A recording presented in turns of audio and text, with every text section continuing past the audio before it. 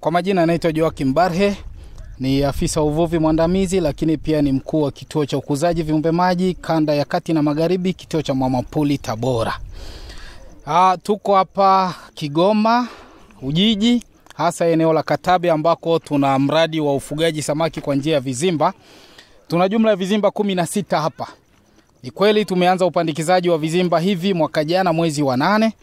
Na vizimba ambavyo tulipandikiza mwaka jana mwezi wa 8 ni vizimba viwili ambavyo kiukweli viko tayari kuvunwa na kupeleka samaki wale sokoni. Wasiwasi juu ya ukosefu wa samaki, kwa kweli samaki wanaotegemewa kupelekwa sokoni wakati wowote kuanzia wiki inayoanza ni zaidi ya samaki 18,000 ambao kwa namna tumehakiki upimaji na ukuaji wao leo, samaki mkubwa ameweza kuwa na gramu 680, zaidi ya nusu kilo. Lakini wengi wao wana gramu 480, kwa karibu nusu kilo kila samaki. Kwa ni dhahiri shahiri kwamba ufugaji wa samaki unalipa Ziwa Tanganyika, lakini pia unaondoa ile changamoto ya upungufu wa samaki katika ukanda huu. Lakini si tu upungufu wa samaki kwenye ukanda huu, tunapofunga ziwa maana yake ni kwamba tunazuia wavuvi kwenda kuvua. Kwa hiyo hii ni njia nyingine mbadala kabisa kwa wananchi kupata samaki, kipindi ambacho pia tumesitisha shughuli za uvuvi. Wito wako ni upi sasa, na una neno gani sasa kwa wale ambao bado wanaendelea kuwa na mashaka na wasiwasi kuhusiana na kupumzishwa kwa ziwa? Kwa sababu wengi wanasema ziwa lilipumzishwa mwaka jana, samaki hazikuonekana mpaka hii leo. Hapana, kwanza si kweli. Tulipopumzisha samaki mwaka jana, baada ya kuruhusu uvuvi, samaki walipatikana kwa kiwango kikubwa sana. Na kwa sasa hivi wito wetu ni kwamba tunatoa rai kwa wananchi walio wengi kuja kufuga samaki kwa njia ya vizimba, lakini pia kwa njia ya mabwawa, ili kuongeza uhakika na upatikanaji wa samaki.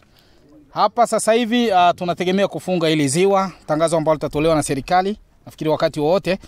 Na pia tunategemea kuanza uvunaji wa samaki hawa tuliowapandikiza katika vizimba. Vizimba viwili tutaanza kuvuna wakati wote. Baada ya mwezi mmoja tutavuna zaidi ya vizimba vingine 5. Kwa hiyo hii ni kuongeza upatikanaji wa samaki hapa. Kwa hiyo samaki ambao kwenye vizimba unawahakikishia kwamba tunaweza, wananchi wa Kigoma wanaweza wakawatumia kwa takribani miezi yote 3 ambapo ziwa litakuwa limepumzishwa?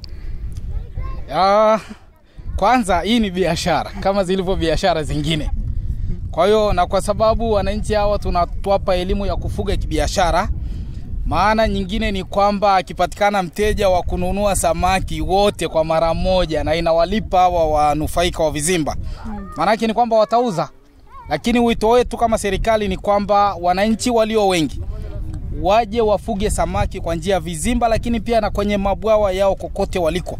Ufugaji wa samaki umeshika kasi sana, si tu duniani, Tanzania umeshika kasi zaidi. Kwa hiyo wananchi wengi zaidi wanafuga samaki kwenye vizimba, wapo wanaofuga samaki kwa njia ya mabwawa ya kujenga na ya kuchimba. Wengine hata majumbani kwa mabwawa yale ya plastiki ama matenki. Kwa hiyo wito wetu ili kuongeza upatikanaji wa samaki kwenye masoko ya ndani, kwenye familia zetu, tuje tufuge samaki kwa wingi zaidi.